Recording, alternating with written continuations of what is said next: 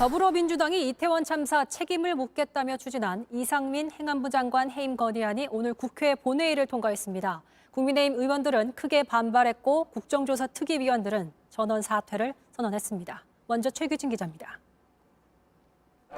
이상민 행안부 장관 해임 건의안은 국회 본회의에서 찬성 182표, 무효 1표를 얻어 통과했습니다. 국민의힘은 민주당이 해임 건의안을 상정한 건 이재명 방탄용이자 대선 불복이라며 반발했습니다. 여야가 어렵사리 국정조사를 합의를 했어요.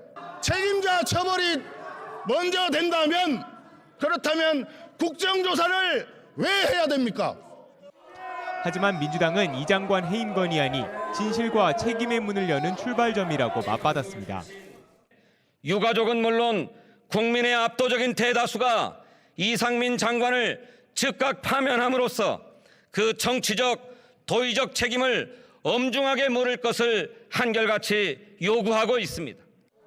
여야간 고성이 오간 끝에 국민의힘은 표결 직전 퇴장했고 본회의장 밖에서 피켓 시위를 이어갔습니다.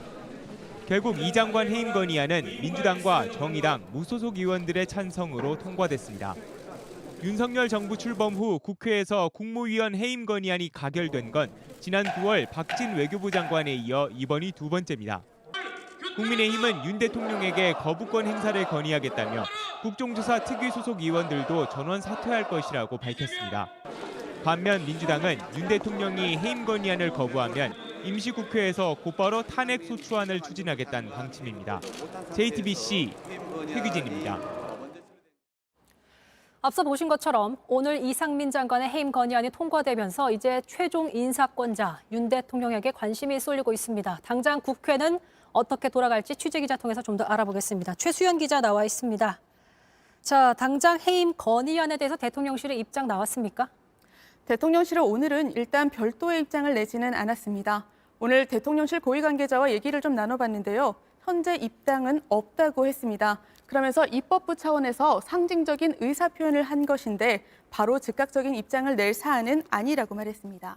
특별히 입장을 내지는 않았지만 사실상 거부 방침을 나타낸 것으로 해석됩니다. 네, 그렇게 해석되고 있군요. 어쨌든 예상은 했지만 여당의 반발도 굉장히 거셉니다. 네, 맞습니다. 먼저 국정조사위원 전원이 사퇴 선언을 했고 내부에서는 이번 국정조사 합의 자체가 문제라는 얘기도 나왔습니다. 국민의힘 장제원 의원은 소셜미디어에 이렇게 얘기를 했는데요. 국정조사는 애초에 합의해줘서는 안 될 사안이었다 이렇게 얘기를 했습니다. 또 주호영 원내대표는 이재명 방탄국회라고 반발을 하면서 다음 총선에서 민주당의 의석수를 줄여달라고 강조하기도 했습니다.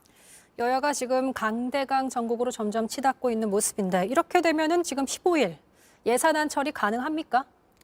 사실 여야가 어제도 막판까지 협상을 했지만 두 차례나 협상이 결렬이 됐습니다. 평행선을 달렸는데요.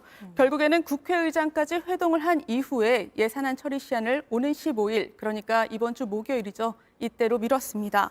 사실상 이날이 협상의 마지노선이 될 것으로 보이는데 오늘도 이렇게 해임 건의안이 단독으로 처리되면서 앞으로 협의점을 찾기는 더 어려울 것으로 보입니다.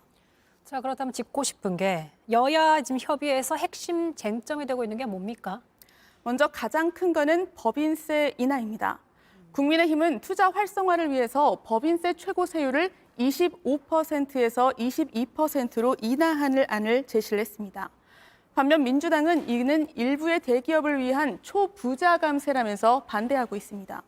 이 외에도 이재명표 예산으로 불리는 지역화폐, 그리고 윤석열표 예산으로 불리는 대통령실 이전 예산을 놓고도 여야의 갈등이 여전히 대립이 큰 상황입니다.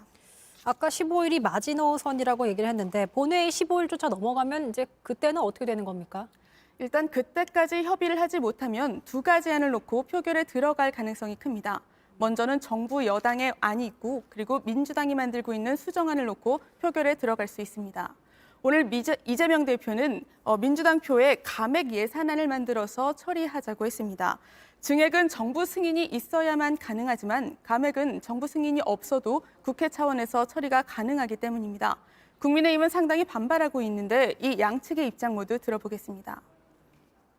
서민 지원 예산을 증액하지 못하더라도 우리 서민 삶에 도움이 되도록 서민 감세는 우리가 얼마든지 이미 법안이 자동 상정돼 있기 때문에 처리가 가능하다. 다수 의석으로 국정 발목을 꺾다 못해 아예 부러뜨리겠다는 것입니다. 역대 국회에서 이렇게 예산안이 여야의 합의 없이 처리된 적은 없습니다. 이렇게 될 경우에는 전국이 얼어붙게 되고 또 민생을 외면했다는 비판에서 양측 모두 자유로울 수가 없습니다. 일단 여권에서는 오늘 오후에 비공개로 고위 당정회의를 열면서 향후 대안에 대해서 논의를 하고 있습니다. 앞으로 5일 동안 여야가 어떤 모습을 보일지 잘 지켜봐야 할 것 같습니다. 네, 알겠습니다.